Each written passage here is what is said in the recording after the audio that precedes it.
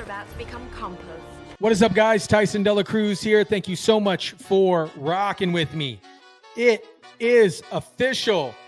Democrat turned independent Tulsi Gabbard, the former congresswoman of Hawaii, has officially endorsed former President Donald Trump in the 2024 presidential race against Kamala Harris. Shout out to everybody watching. Drop your comments down below.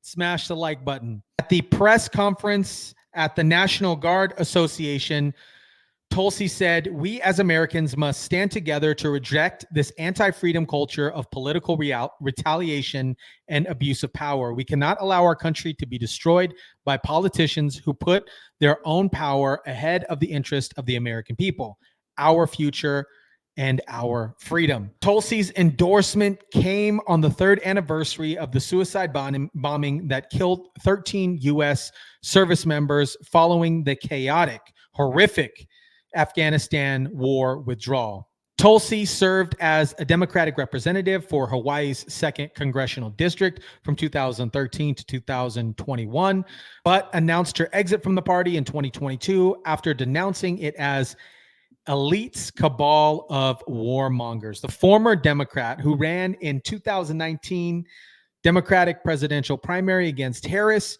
was recently recruited by Trump to help with the debate prep ahead of September 10th. This is my first time watching this, so let's dive in. And today I'm honored to officially welcome another true American patriot, a 17-year veteran of the Hawaii Army National Guard, a 4-term Democrat congresswoman, very, very popular, the former vice chair of the National Democratic Party and a 2020 Democrat candidate for the United States presidency. You know, she was a very good candidate. Every time she ran, she was good. She did well. She decided to leave. She couldn't take it anymore, but she is very special. And I didn't know this, but she was a lieutenant colonel. That's not bad. Lieutenant colonel. Not bad. I didn't know that. You know, I just found out. I said, put it down. You got to put that down. That's bigger. That's better than all the other stuff I read. But no, she's a special person. She's got great common sense, great spirit. She loves our country, and she loves the people in this room. Tulsi Gabbard. Tulsi, please.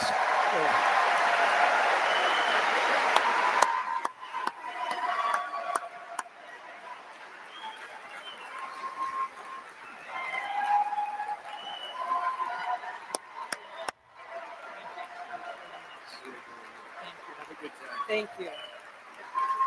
Thank you, Mr. President. Aloha. I know we got Hawaii in the house here. There we go. It is a privilege to be here with all of you, my brothers and sisters in uniform, especially on this day of all days. I had the privilege of joining President Trump this morning at Arlington Cemetery, where he joined 2 Gold Star families and loved ones of Staff Sergeant Hoover and Sergeant G, both of whom were 2 of the 13 killed in the Abbey Gate attack 3 years ago today. So I mean what I say when I share with you that I know that President Trump understands the grave responsibility that a president and commander-in-chief bears for every single one of our lives. Whether you're a soldier, you're an airman, a Marine, sailor, or a coastie, he keeps us in his heart in the decisions that he makes. We saw this through his first term in the presidency, when he not only didn't start any new wars, he took action to de-escalate and prevent wars. He exercised the courage that we expect from our commander-in-chief in exhausting all measures of diplomacy, having the courage to meet with adversaries, dictators, allies, and partners alike in the pursuit of peace, seeing war as a last resort.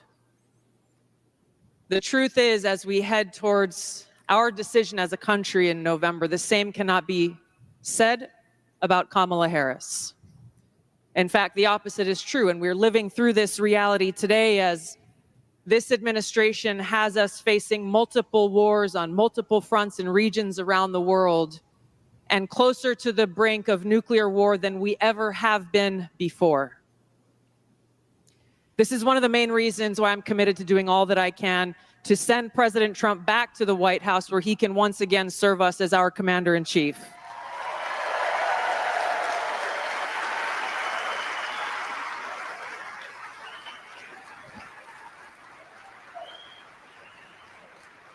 Because I am confident that his first task will be to do the work to walk us back from the brink of war.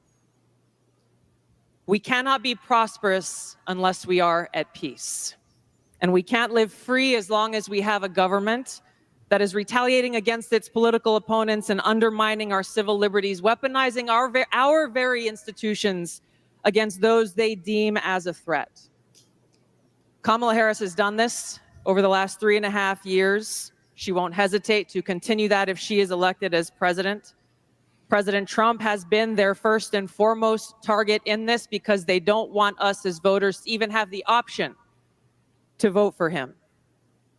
I've been their most recent target, added to a secret domestic terror watch list after exposing the truth about what kind of dangers we would face if Kamala Harris is elected as president. We as Americans must stand together to reject this anti-freedom culture of political retaliation and abuse of power. We can't allow our country to be destroyed by politicians who will put their own power ahead of the interests of the American people, our freedom, and our future.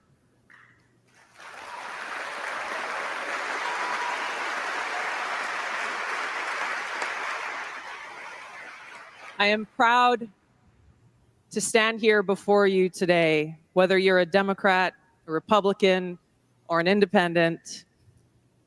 If you love our country, as I do, if you cherish peace and freedom as we do, I invite you to join me in doing all that we can to save our country and elect President Donald J. Trump and send him back to the White House to do the tough work of saving our country and serving the people. Thank you very much. Thank you very much, Mr. President.